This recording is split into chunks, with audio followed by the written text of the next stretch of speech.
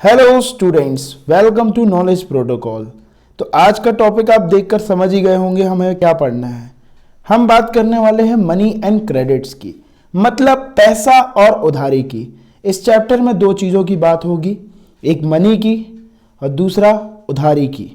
चलिए, तो सबसे पहले बात करते हैं बार्टर सिस्टम की। क्या होता है बार्टर सिस्टम? जब मनी एग्जिस्ट नहीं करता था इस दुनिया में, तब बार्टर सिस्टम चलता था। बार्टर सिस्टम मतलब चीजों का लेन देन। सपोज एक शू मैन्युफैक्चरर है और एक वीट मैन्युफैक्चरर है। शू मैन्युफैक्चरर को जब तक वीट की जरूरत नहीं होगी और वीट मैन्युफैक्चरर को जब तक शू की जरूरत नहीं होगी, तब तक उनके बीच ट्रांजैक्शन एग्जिस्ट नहीं करेगा। इसी को हम बोलते हैं requirement of dual coincidence of wants. सीधी बात है, जब तक वीट वाले को शू की जरूरत नहीं है या शू वाले को वीट की जरूरत नहीं है, तब तक कोई भी ट्रांजैक्शन एग्जीक्यूट नहीं हो सकता। तो ये दिक्कतें हो रही थी बार्टर सिस्टम में। तब इंट्रोड्यूस हुआ मनी। मनी क्या होता है? Money it is a medium of exchange of goods and services, यानी ये एक जरिया है जिससे हम गुड्स और सर्विसेज आसानी से एक्सचेंज कर सकते हैं। अब मनी के कारण हुआ क्या? मनी के कारण हुआ ट्रांजैक्शन इजी हो गया। आप फ्री ऑफ माइंड से ट्रांजैक्शन कर सकते हैं और इससे जो डुअल कोइंसिडेंस ऑफ वांट्स है वो पूरी तरीके से खत्म हो गया। मतलब किसी को किसी की जरूरत है, उस सामने वाले को उसकी भी जरूरत होनी चाहिए, तभी ट्रांजैक्शन एग्जीक्यूट होता था। मनी आ गया, ये सारी दिक्कतें खत्म हो गई। अब बात करते हैं कि भाई मनी में ऐसा क्या है जो सभी लोग एक्सेप्ट करते हैं। तो सबसे पहले ये हमारी गवर्नमेंट कंट्रोल करती है। मनी को कौन कंट्रोल करता है? हमारी गवर्नमेंट कंट्रोल करती है। उसके बाद मनी सिर्फ और सिर्फ आरबीआई इशू करता है। आप जानते हैं आरबीआई बहुत विश्वासी होता है सभी का, इसीलिए ये आरबीआई इशू करता है और लोग इसको एक्सेप्ट करते हैं। और तीसरा कि हमारा जो लॉ है वो ये कहता है कि भाई मनी को लेने से कोई भी रिफ्यूज नहीं कर सकता, मना नहीं कर सकता। तो आई होप आपको समझ आ गया होगा कि मनी सभी लोग एक्सेप्ट क्यों करते हैं। अब बात करते हैं कि पहले मनी किस फॉर्म में होता था। तो पहले लोग ग्रेन्स यानी अनाज और कैटल्स को मनी का जरिया मानते थे। जब इंट्रोडक्शन ऑफ कॉइन्स हुआ तो गोल्ड कॉइन जो है वो मनी के फॉर्म में आने लगा, silver coin and copper coin. इसके बाद मॉडर्न फॉर्म ऑफ मनी की बात करते हैं। मॉडर्न फॉर्म ऑफ मनी क्या है? अभी दो टाइप के मनी होते हैं, एक करेंसी के फॉर्म में और एक डिपॉजिट्स विद बैंक के फॉर्म में। अगर करेंसी की बात की जाए, करेंसी क्या है? करेंसी एक नोट्स एंड पेपर्स हैं या कॉइन्स हैं। अगर इनके फॉर्म में मनी होता है तो उसको हम करेंसी बोलते हैं। लेकिन जब मनी हमारा डिपॉजिट के फॉर्म में होता है बैंक के पास, तो हम उसको बोलते हैं डिपॉजिट विद बैंक। ये डिपॉजिट डिमांड डिपॉजिट होते हैं, मींस जब हमें चाहिए या ज़रूरत है तब हम इसको निकाल सकते हैं या ट्रांसफ़र कर सकते हैं। बात करते हैं करेंसी के फीचर की। करेंसी में क्या होता है, क्या क्या चीज़ें उसके बारे में हैं। तो करेंसी होते हैं नोट्स एंड पेपर, ये अभी मैंने बता चुका है आपको। फिर बात करते हैं करेंसी सिर्फ और सिर्फ आरबीआई को ही ऑथराइजेशन है, यानी हक है कि भाई वो ही करेंसी को इशू कर सकता है। कोई और बंदा करेंसी को इशू नहीं कर सकता। आपका पड़ोसी करेंसी को इशू नहीं कर सकता, सिर्फ और सिर्फ आरबीआई ही ऑथराइज है इस बारे में। उसके बाद कोई भी इंसान या कोई भी इंडिविजुअल करेंसी को लेने से मना नहीं कर सकता या उसमें जो पेमेंट ट्रांजैक्शन है उसको सेटल करने से मना नहीं कर सकता। अब बात करते हैं डिपॉजिट विद बैंक की। डिपॉजिट विद बैंक है क्या? तो डिपॉजिट ऑफ बैंक जो है वो अदर फॉर्म ऑफ मनी है। दूसरी बात, हम क्या करते हैं, पीपल्स मतलब लोग अपने पैसे को बैंक के पास सेव करते हैं और उससे इंटरेस्ट कमाते हैं इस डिपॉजिट पर। हम अपनी रिक्वायरमेंट के हिसाब से, यानी लोग अपनी रिक्वायरमेंट के हिसाब से जब मन चाहे तब अपना डिमांड डिपॉजिट कर सकते हैं, मतलब जब मन चाहे अपना पैसा निकाल सकते हैं। इसी को हम बोलते हैं डिमांड डिपॉजिट। अब डिमांड डिपॉजिट की फैसिलिटी जो होती है वो मेनली चेक की फैसिलिटी होती है। हमें किसी को डिमांड डिपॉजिट के फॉर्म में मनी ट्रांसफ़र करना है तो उसके लिए इंस्ट्रूमेंट क्या होगा वो तरीका, तो उसके लिए होता है चेक। चेक कैसे दिखाई देता है आप देख पा रहे हैं, इसमें पेई का नाम लिखते हैं। अगर पेई का नाम नहीं लिखते तो बेरर हो जाता है, मतलब किसी को भी चेक जा सकता है। ऊपर डेट लिखी जाती है, अमाउंट लिखा जाता है in form of words and in form of numbers. Account number लिख दिया जाता है, साइन कर दिया जाता है और ये चेक हमारा तैयार हो जाता है। चेक की डेफिनेशन देख लेते हैं। Cheque is a paper instruction the bank to pay a specific amount from a person account to person in whose name the cheque has been issued. जिसके नाम पे चेक इशू किया गया है उसी को पे किया जाता है सिर्फ और सिर्फ एक पेपर की मदद से। बात करते हैं चेक के बारे में, क्या है फीचर, क्या है चेक के। तो सबसे पहले चेक डायरेक्ट सेटलमेंट की फैसिलिटी प्रोवाइड करता है without use of cash. Cash से बड़ा परेशान लेते हैं लोग, जब बड़ी पेमेंट करने जाते हैं थैले थैले भर के कैश ले जाते हैं, बड़ा ही डर लगता है। लेकिन चेक एक ऐसी फैसिलिटी है जिससे इंसान या कोई भी इंडिविजुअल आसानी से विदाउट बल्क ऑफ करेंसी के आसानी से लार्ज पेमेंट क्या कर सकता है, सेटल कर सकता है। मेनली जो चेक है वो लार्ज पेमेंट के लिए यूज़ किया जा सकता है। ठीक है, आपको 5 रुपए का समोसा खाना है तो उसके लिए आप चेक यूज़ नहीं करते हैं। चेक एक सिंगल पेपर का यूज़ करके हम पेमेंट सेटल कर सकते हैं चेक के थ्रू। चेक एक सिंगल पेपर होता है। चलिए इसके बाद बात करते हैं कि भाई बैंक लोन का करता क्या है। बैंक लोन का करता क्या है, तो सबसे पहले हम लोग मतलब जो पीपल्स हैं वो अपने पैसे से कुछ कमाना चाहते हैं और उसको सेव करके रखना चाहते हैं, तो वो जाते हैं बैंक के पास, उसको डिपॉजिट करते हैं बैंक में। बैंक कुछ अमाउंट जो है वो हमें वापस करने के लिए होल्ड करता है, डेट इज 15%, और बाकी 85% जो है वो लोन की एक्टिविटी में यूज करता है, लोन देता है और लोगों से कमाता है इस लोन पर। देन हमें जो बचा कुचा हिस्सा है थोड़ा बहुत वो हमको इंटरेस्ट के फॉर्म में दे देता है और हम उतने में खुश हो जाते हैं।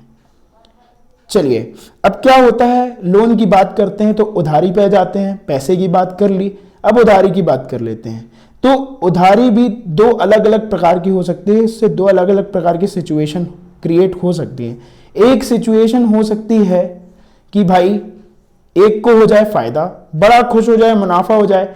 Credit therefore plays a vital and positive role in this situation. बहुत ही पॉजिटिव रोल हो सकता है। मेनली और जनरली ये बिजनेसमैन के केस में होता है, लेकिन किसी किसी के केस में ये बहुत ज्यादा बोझ भी बन सकता है। लाइक अ फार्मर, जहां फसल खराब होती है उनके जो लोन्स हैं उनके ऊपर बोझ बन जाते हैं और ये लोन पर लोन लेते जाते हैं, तो बड़ी पेनफुल सिचुएशन हो जाती है। तो इस प्रकार आप देख सकते हैं कि दो अलग अलग सिचुएशन, जहां एक को मुनाफा हो रहा है और दूसरे को दर्द।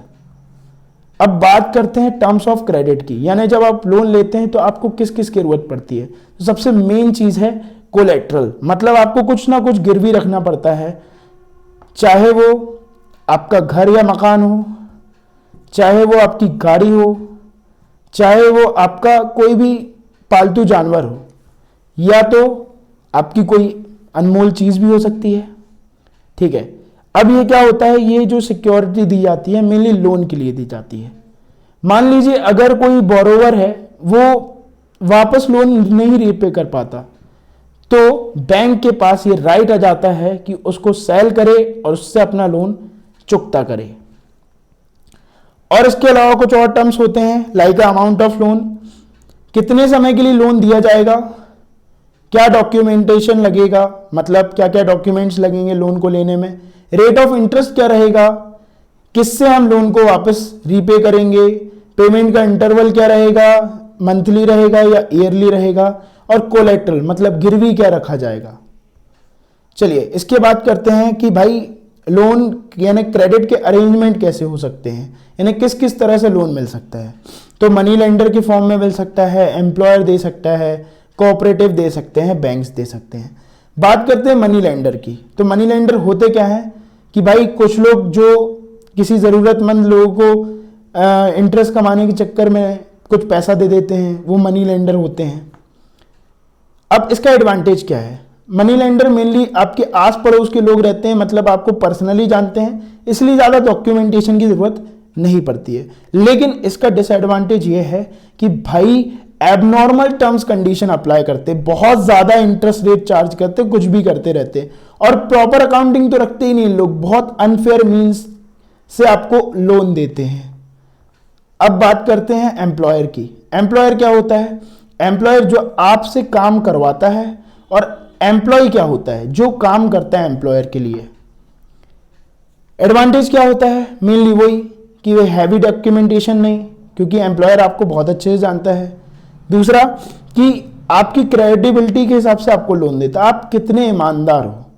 अब डिसएडवांटेज की बात करते हैं, एम्प्लॉयर आपको लोन के नाम पर एक गुलाम बना देता है और आपसे बहुत ज़्यादा एक्स्ट्रा वर्क करवा सकता है।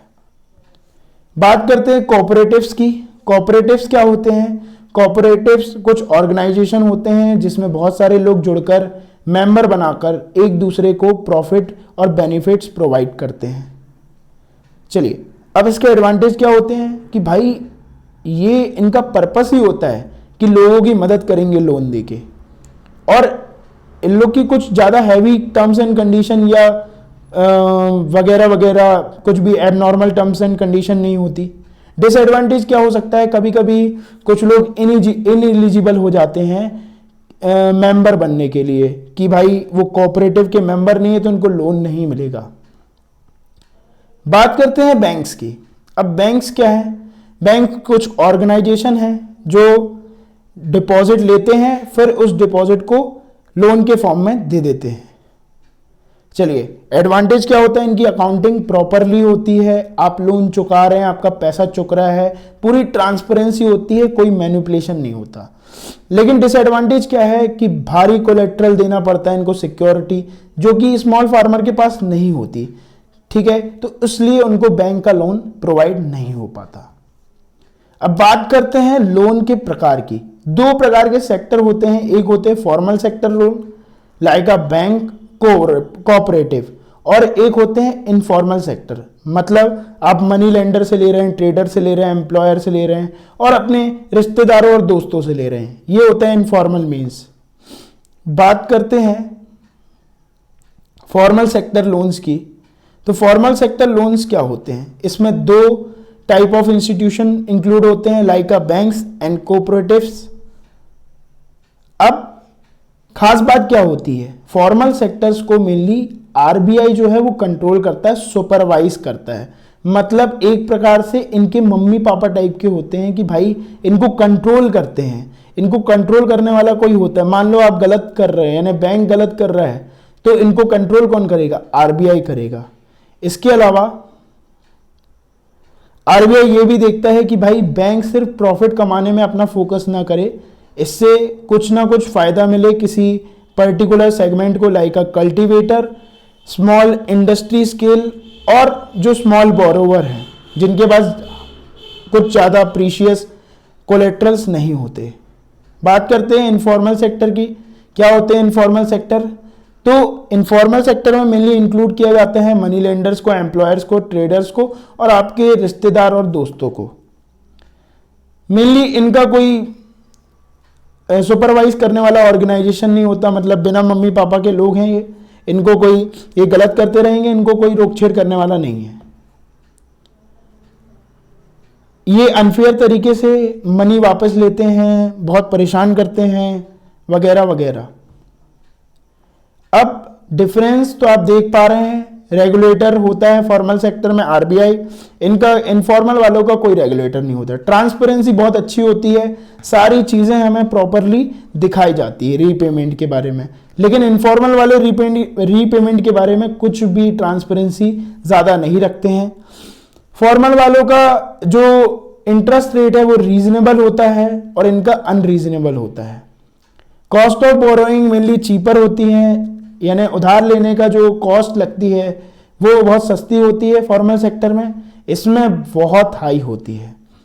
डॉक्यूमेंटेशन की बात करते हैं, यहाँ पर ज़्यादा लगता है। मेनली फॉर्मल सेक्टर की यही डिसएडवांटेज है कि यहाँ पर डॉक्यूमेंटेशन बहुत ज़्यादा होता है। इनफॉर्मल में मेनली बहुत कम ज़रूरत होती है क्योंकि पर्सनली जानते हैं इनफॉर्मल के मामले में। अब लोन लेने की बात करें तो शहरी इलाके में मेनली ज़्यादातर फॉर्मल सेक्टर क्रेडिट लिया जाता है, और ये इनफॉर्मल सेक्टर क्रेडिट क्योंकि उतना नॉलेज नहीं होता विलेज के लोगों को, इसीलिए उन लोग मेनली इसी पर विश्वास करते हैं इनफॉर्मल सेक्टर क्रेडिट पर, जबकि उनके लिए फ़ायदेमंद फॉर्मल सेक्टर क्रेडिट होता है। चलिए, अब क्या ज़रूरत है कि भाई हमारे जो रूरल एरिया के लोग हैं उनको फॉर्मल सोर्सेस से लोन लेने की क्या ज़रूरत है, चलिए देखते हैं। क्योंकि सबसे पहले तो जो इनफॉर्मल सोर्स का जो इंटरेस्ट रेट होता है वो फॉर्मल सोर्स के इंटरेस्ट रेट से ज़्यादा होता है। दूसरी बात कि जो इनफॉर्मल सेक्टर के लोग हैं वो मेनली रिकॉर्ड्स अच्छी तरह से नहीं रखते, जिससे जो पुअर पीपल्स होते हैं उन्हें बहुत ज़्यादा दिक्कत होती है। उसके बाद जब वो लोन देते हैं बहुत ही ज़्यादा एक्सप्लॉइट करते हैं और बहुत बुरी तरीके से ट्रीट करते हैं पीपल्स को, और जो उनका रीपेमेंट होता है इनफॉर्मल सोर्सेस का वो पुअर पीपल की इनकम से भी ज़्यादा होता है। इसीलिए उनको ज़रूरत है कि भाई उनको फॉर्मल सोर्सेस से लोन मिल सके। बात करते हैं कि भाई रूरल एरिया में लोग फॉर्मल सोर्सेस से लोन क्यों नहीं ले पाते हैं। कारण इसका सबसे पहला यह है कि भाई वहाँ पर बैंक प्रेजेंट नहीं होते हैं। उसके अलावा कि अगर बैंक प्रेजेंट भी होंगे तो वहाँ से लोन लेना बड़ा डिफिकल्ट हो जाता है क्योंकि बहुत हैवी डॉक्यूमेंटेशन होता है, साथ में कोलेट्रल भी नीड होती है वहाँ पर। जैसा कि हमने देखा कि हैवी डॉक्यूमेंटेशन रिक्वायरमेंट होती है। अब क्या होता है, जो स्मॉल फार्मर्स होते हैं उनके पास कोलेट्रल नहीं होती, तो इसका सबसे बड़ा कारण ये होता है कि भाई उन लोग फॉर्मल सेक्टर से लोन नहीं ले पाते हैं। और इनफॉर्मल सेक्टर वाले सबसे पहले तो इंड्यूस करने लगते हैं, मनाने लगते हैं आसपास के लोगों को कि भाई हमसे ही लोन लें। तो इस कारण भी कभी कभी क्या होता है कि वहाँ के लोग इनफॉर्मल लेंडर से ही लोन लेते हैं। चलिए, अब हमें क्या करना चाहिए जिससे रूरल एरिया में भी फॉर्मल लोन मिल सके। तो सबसे पहले जो हमारी गवर्नमेंट है उनको न्यू बैंक इस्टेब्लिश करने पड़ेंगे रूरल एरिया में। दूसरी बात कि भाई जो डिफ़िकल्टीज हो रही हैं फॉर्मल सोर्सेस से लोन लेने में, उन डिफ़िकल्टीज में कुछ रिडक्शन करना चाहिए। और जो पॉलिसी ऑफ कोलेट्रल्स है उसको भी चेंज करना चाहिए कि भाई कुछ लोगों के लिए इसके बारे में एग्जेम्पशन आनी चाहिए, लाइक अ फार्मर जो बहुत परेशान होते हैं कोलेट्रल के मामले में। अब बात करते हैं सेल्फ हेल्प ग्रुप्स की। अब नया तरीका है लोन का फॉर पुअर पीपल। ये सेल्फ हेल्प ग्रुप क्या होते हैं, ये कुछ वुमेन्स होती हैं जो किसी आस पड़ोस से बिलोंग करती हैं, एक साथ आकर कुछ मनी को सेव करती हैं और जो सेव्ड मनी है उसको किसी को लोन के तौर पे देती हैं। मेनली ये अपनी अपनी कैपेबिलिटी के हिसाब से कलेक्ट करते हैं मनी। मेनली ये 15 to 20 मेंबर्स की टीम होती है और 25 से 100 के बीच में जितना सेव कर सकते हैं अपनी एबिलिटी के हिसाब से लोग सेव करते हैं। अब जो सेव मनी है तो जो एलिजिबल है लोन लेने के लिए उसको लोन देते हैं, और अगर ये कोई अच्छा काम करते हैं तो मेनली बैंक भी इनको सपोर्ट करता है। अब बात करते हैं कि भाई जो स्मॉल लोन्स हैं उससे मदद क्या मिलेगी। जो मॉर्टगेज लैंड है उसको उन लोग वापस रिलीज करवा सकते हैं और छोटे मोटे वर्किंग कैपिटल की नीड पूरी कर सकते हैं। वर्किंग कैपिटल लाइक हमें कुछ सामान बनाना है तो उसके लिए रॉ मटेरियल की ज़रूरत पड़ेगी वगैरह वगैरह, कुछ भी फिक्स्ड जो एक्सपेंसेस हैं उनको चुकाने में मदद मिलेगी। और इसके अलावा जो लैक ऑफ कोलेट्रल्स होते हैं, यानी किसी के पास मान लीजिए गिरवी रखने के लिए कुछ नहीं है, तो ये लोग उनको भी एक प्रकार से फैसिलिटी प्रोवाइड करते हैं। चलिए, तो इस प्रकार हमारी यहाँ वीडियो ख़त्म होती हुई।